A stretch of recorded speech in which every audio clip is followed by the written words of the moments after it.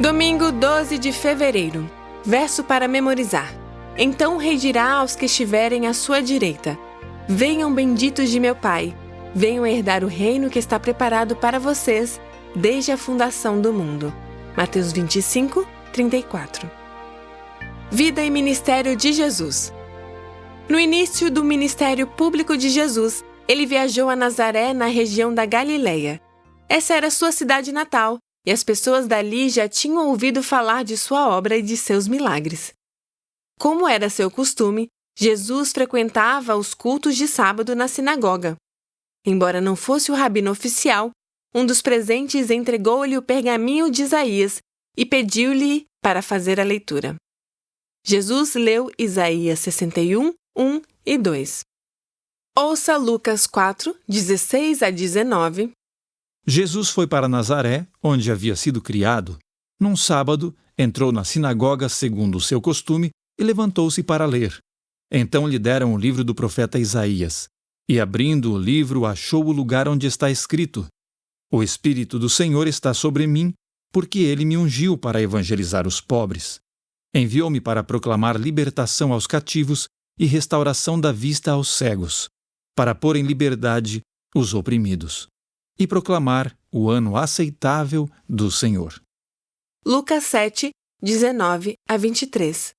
Enviou-os ao Senhor para perguntar: Você é aquele que estava para vir ou devemos esperar outro?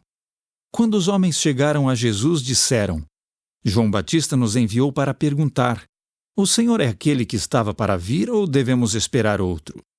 Naquela mesma hora, Jesus curou muitas pessoas de doenças, de sofrimentos e de espíritos malignos, e deu vista a muitos cegos.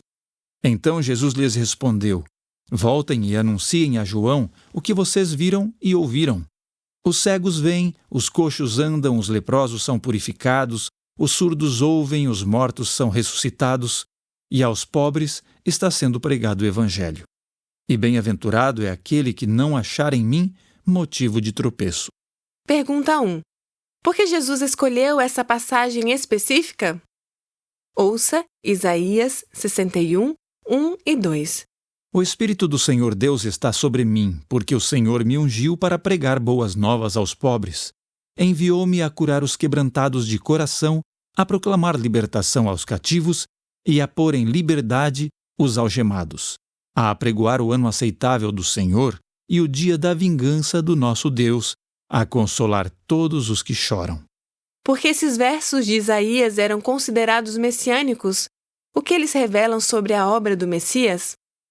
Visto que os líderes religiosos aparentemente ignoravam as profecias que falavam de um Messias sofredor e aplicavam mal aquelas que apontavam para a glória de sua vinda, o que deveria servir como lembrete para nós de que é muito importante compreender a profecia, a maioria das pessoas acreditava na falsa ideia de que a missão do Messias seria libertar Israel dos romanos.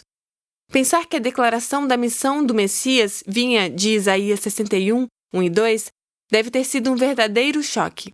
Os pobres geralmente eram desprezados pelos oficiais inescrupulosos, como cobradores de impostos, negociantes e até mesmo seus próprios vizinhos.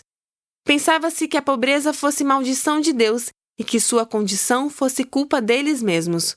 Com essa mentalidade, poucos se preocupavam com os pobres e sua situação difícil. No entanto, o amor de Jesus pelos pobres foi uma das maiores evidências de sua identidade como o Messias, conforme visto na resposta de Jesus à pergunta de João Batista sobre ele ser o prometido.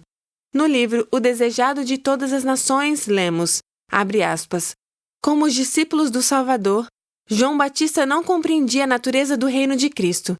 Esperava que Jesus tomasse o trono de Davi e, com o passar do tempo, sem que o Salvador reivindicasse qualquer autoridade real, João ficou perplexo e perturbado. Fecha aspas. A religião pura e sem mácula para com nosso Deus e Pai é esta: visitar os órfãos e as viúvas nas suas aflições e guardar-se incontaminado do mundo. Como esse verso deve nos ajudar a definir nossas prioridades religiosas?